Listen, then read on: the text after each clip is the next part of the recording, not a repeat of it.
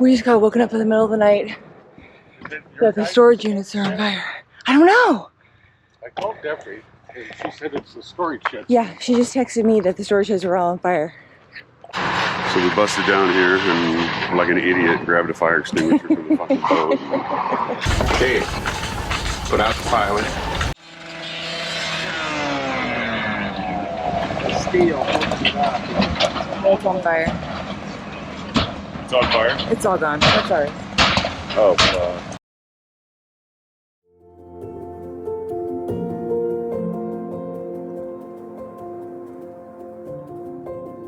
Hey, we're Jenny and Rich, and our stowaway is Twitchell the Marina Cat. We've been documenting the refit of our 1977 Tayana 37 Ramble on for the past several years. I don't think there's a single part of this boat that we haven't repaired, replaced, or improved in some way. We're proud to say we've done 99.9% of the work ourselves. We've gained a lot of knowledge and experience in the process, and we're happy to pass that wisdom on.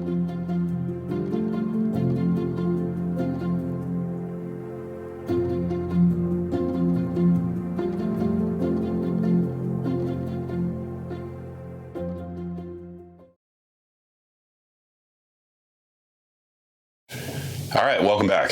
It's been a while. I took some parts, took the header tank, the exhaust manifold, and the oil cooler to a local radiator shop and got them hot tanked. They did some aluminum cleaner that cleaned up the exhaust manifold and the header tank real nice. They look brand new. We're at the point now where it's like I've been putting off the inevitable, and also some things came up over the last rainstorm that I had to deal with rather than tear apart the engine. So We didn't actually deal with them. no, we just put buckets underneath them. Yeah, but anyway, I got a couple of pour lights I need to deal with.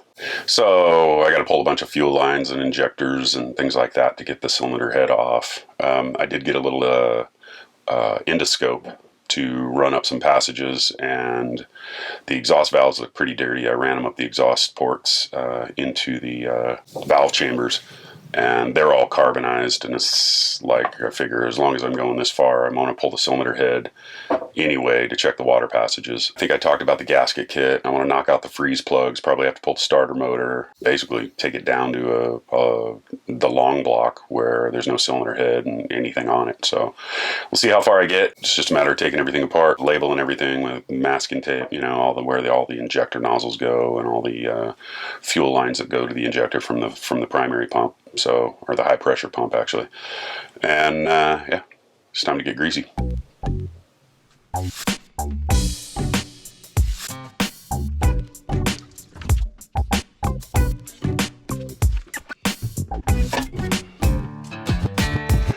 This is a Sherwood G45, I think, or G65. It's a G65, that's what it is. This is the raw water pump. And this is the inside of the timing cover. I had to do the seals and bearings already once. I need to check it because this thing leaked a little bit. If you take these 3 bolts, when you pull this plate off, I have to pull the crankshaft pulley off. When you take these 3 bolts off, this thing flops loose, and you got to make sure that the marks are all aligned. These 2 marks are actually where the engine stopped running the last time we shut it down. These 2 marks lined up perfectly, so that's a no-brainer. The oil pan, the rear, take the transmission off, do the rear main seal. I've got the improved, it's a GFO seal kit. It's just like the stuffing box material we used. You already bought it? Graphite impregnated. Yeah, I got it from the UK. Oh, okay. Partsforengines.com.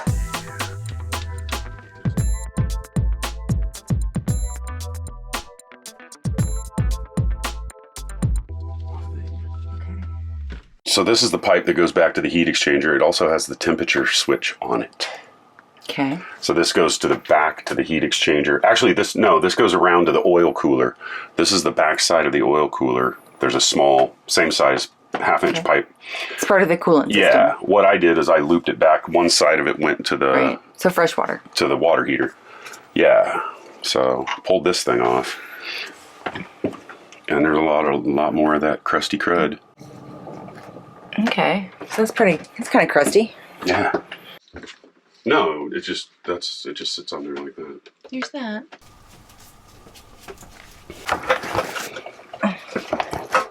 There we go. There you go. Look at that. This is a banjo fitting, and it goes back to the bypass. This is the return line back to the fuel tank. But there's still a little. Fitting. That's the round thing. That's what they call them. Yeah, it's a it's round body like a banjo. I know, that's what I'm saying. Yeah, but you can drive a bolt through the middle of it, and fuel will circulate around it and go pass around it. So obviously the fuel rail goes from back to front. Yeah, there's a washer on the nut side, on the bolt side, and there's a washer on the bottom side of the banjo. See these bolts? They're hollow. Oh, why? So the fuel can travel down them. So fuel goes around them and down.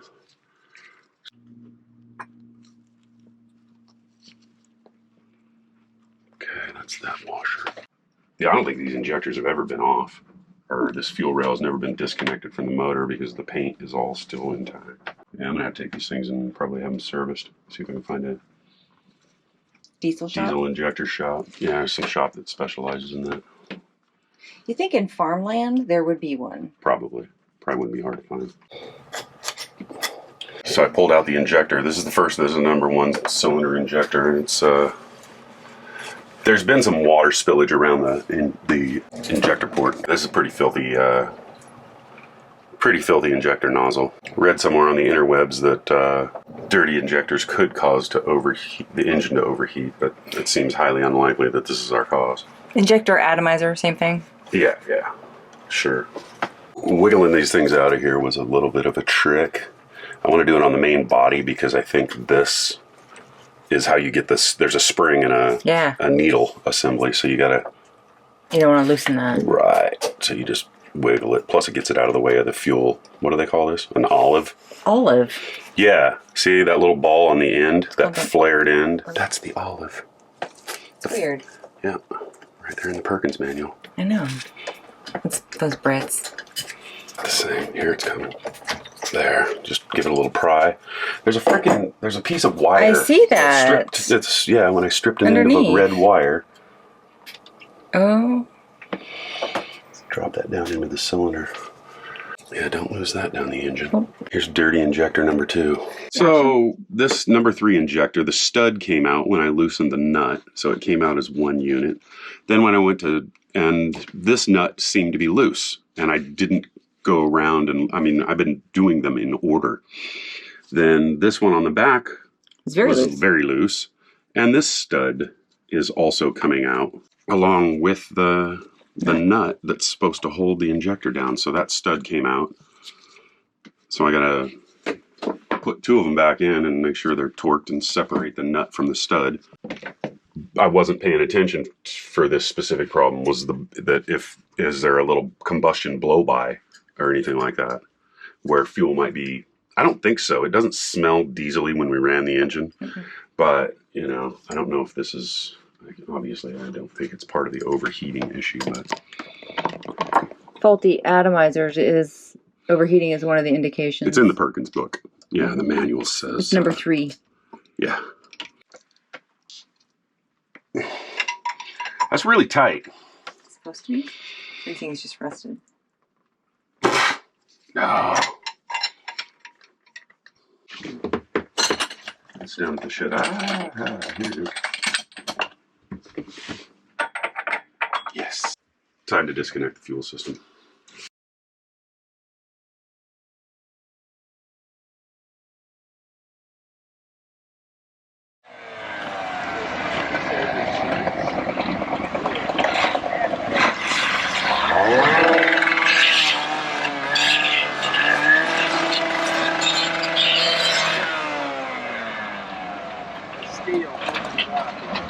It's on fire. It's on fire? It's all gone. That's ours. Oh, Yeah. It's all gone. We got like 30 gallons of diesel in there. There's probably some gasoline too. There's the gasoline from the dinghy. Okay. Nothing, okay. There's a lot. This is a lot. It's a big loss. This is like every tool that we own is in this shed. And a lot of equipment for our boat. So I went down there and checked out the shed. They ripped off all the doors and they were working on the... How close did you get? I went into my shed. Oh, you did? Okay. Yeah, I got some footage on the GoPro. Okay. The exhaust manifold, the header tank, and the oil cooler all look like they're usable. What? Yeah, no shit. And I found the exhaust elbow, too. It's cast iron and stainless steel pipe. A lot of shit melted. I couldn't see the fortress anchor. I don't know if it melted or it just knocked off the wall. Okay. Because I had it hanging up by where we keep the boat ladder. Yeah, a lot of stuff's melted. Everything's... like, all the wood's gone. A lot of shit's gone. The toolbox, the Craftsman roll-away is... gone. Well, it's still there, but it's... I'm sure all the bearings and everything are shot in the drawers. And some of the stuff inside might be still salvageable. the frame of the table saw is there, but nothing else. Oh, jeez. Like the whole wood tabletop and the router table and everything that were built in they're gone. The Stasel bag is still there. I didn't open it up or look at it. It's a puddle of water. If I had my work boots on, I would have gone into the shed, but firemen came back around and kicked us out because they wanted to hose it down some more, but I could actually read the word Stasel on the sail bag. So we got a text message from the marina manager at about 2 a.m. and sheds are on fire. Yeah, the text message just said the sheds are on fire. I say shed, but it was really, I mean, that was our workshop. That's where everything that we wanted, that we did, like all the work we did, was at that shop. If you've ever seen any of our videos, you've seen that shed. That's where it was. That's where we build everything. But things that were low on the ground might be okay. Everything that was up higher on the walls is gone. Yeah. And all the sheds have chemicals. We all work in our sheds. We all have compressed gases. You know, all the chemicals that you need to work on a boat. I had 4 diesel jugs. We had diesel, we had gasoline. Gasoline from the outboard motor. So, it could be any of our sheds. It could be none of it. It could have been an electrical issue. We don't know. All my spear guns, fishing rods, all that gear is gone. Camping stuff.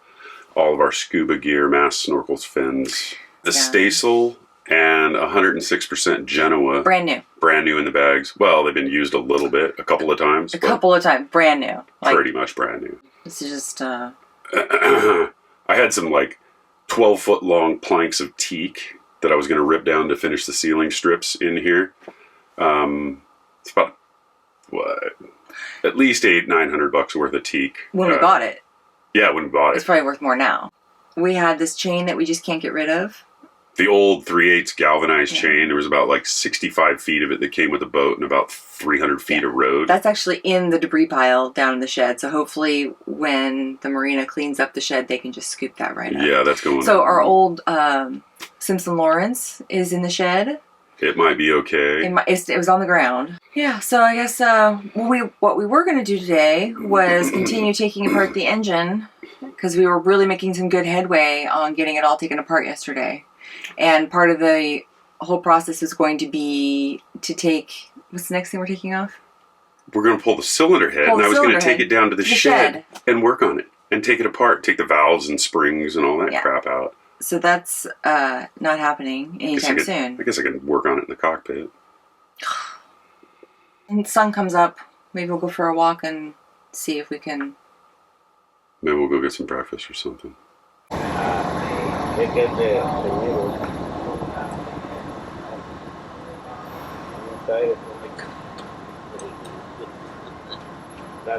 it smells. It's terrible. Okay. The devastation that is our workshop. Watch yourself. Watch out. Move back.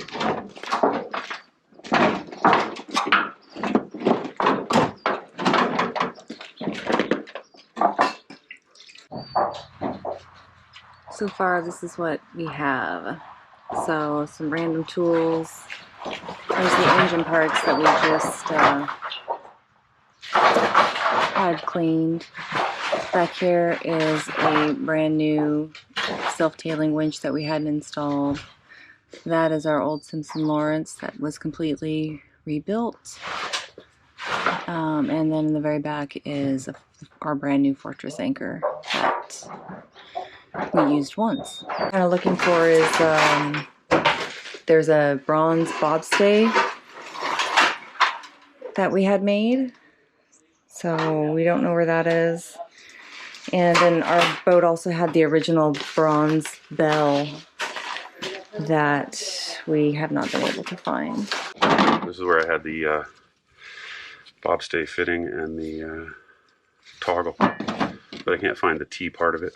This is all, I don't know how much of it is savable. These are stainless steel. This is bronze. I don't know how problematic that's going to be, or whether it's been ruined by heat or anything like that. I found the trigger mechanism and the shaft from one of the guns I built years ago. Little short hole gun for Northern California. I did manage to salvage a couple of things. Got some lead weights. I did find the ship's bell, and that thing's bronze. There's those high mod fittings I was looking for. Those are for the bobstay. Leave for 5 minutes and you start taking the engine apart. Well, obviously you're What are you doing? taking off the intake manifold. Yeah? So the question is, where do we go from here? Well, we're going to continue tearing apart our Perkins and get it running again. This certainly threw a wrench into our plans, so we're going to regroup, refocus, and come up with a slightly modified plan. So stay tuned.